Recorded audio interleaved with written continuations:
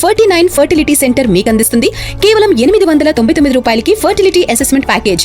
నిన్న నిజామాబాద్లో మన నిజాం సాగర్ ప్రాజెక్ట్ దగ్గర ఎడపల్లి అనే ఏరియాలో రిజర్వాయర్కి సంబంధించి కెనాల్స్ ఉంటాయి. 42/6 ఏదో పేరున్న కెనాల్ దగ్గర ఒక చిన్న చంటి పాప మృతదేహం దొరికింది. పోలీసులు ఐడెంటిఫై చేశారు. ఎక్కడి నుంచి వచ్చింది, ఎవరు తెచ్చేసారు. ఎందుకంటే పిల్లలు ఆడుకుంటూ వచ్చే లొకేషన్ కాదు అది. ఒంటరిగా వచ్చి తప్పిపోయే లొకేషన్ అది కాదు. అక్కడ దాకా వచ్చినా అంత దూరం రారు.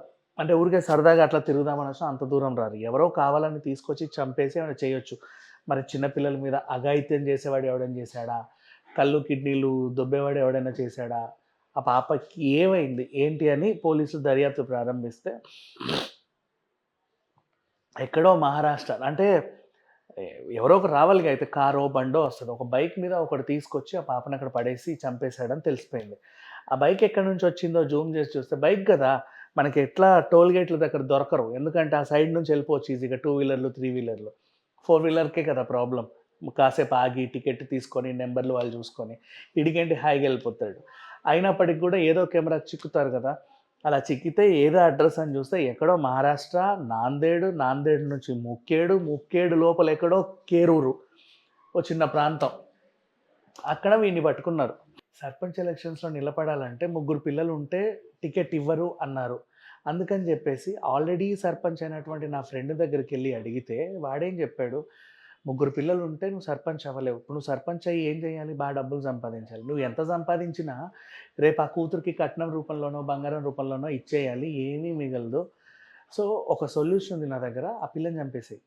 పిల్లని చంపేస్తే 2 పిల్లలు అని చెప్పుకోవచ్చు. 2 పిల్లలు ఉంటే నీకు సర్పంచ్కి నిలబడవచ్చు, ఏదో ఒకటి చేయొచ్చు అని వచ్చిన ఒప్పించి ఆలోచనకి, అంటే కేవలం 3 పిల్లలు ఉంటే టికెట్ రాదన్న ఆలోచనకి ఆ అమ్మాయిని చాలా కిరాతకంగా దారుణంగా చంపేశాడు. సో నీకు సర్పంచ్ టికెట్ కోసం కూతుర్ని చంపేశాడు.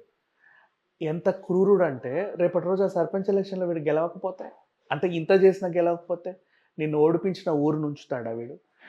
ఊరంతా తగలబెట్టాడు, లేకపోతే ఊరంతా ఏదైనా విషయం కలిపెట్టాడు. గెలిచినా కూడా ఒకవేళ వీడు గెలిచాడు, ఆ ఊర్లో ఒక 1000 ఓట్లు ఉన్నాయి, వీడికేమో 700 ఓట్లు పడ్డాయి. మిగతా 300 వాళ్ళు ఏకపోతే వాళ్ళను ఉంచుతాడా వీడు? సో సిట్యువేషన్ ఇలా ఉంటుంది. యాక్చువల్గా ఇప్పుడు ఇదేంటంటే పరోక్షంగా ఇతని రీజన్ ఏంటి, వాళ్ళ డెసిషన్ తీసుకున్నారు కాబట్టి నాకు ఈ థాట్ వచ్చిందంటారు. అంటే డెసిషన్ది తప్పు.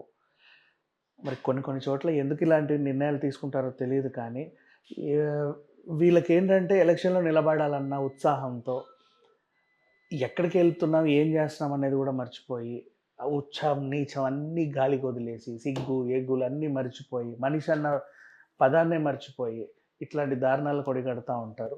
యాక్చువల్గా ఇట్లాంటి వాళ్ళని ఎన్కౌంటర్ చేసినా కూడా బుద్ధి రాదు. బికాజ్ ఎన్కౌంటరే పర్ఫెక్ట్ సొల్యూషన్. ఎందుకంటే నువ్వు నిలబడడానికి నీ రక్త సంబంధాన్ని కూడా వదులుకున్నాడు.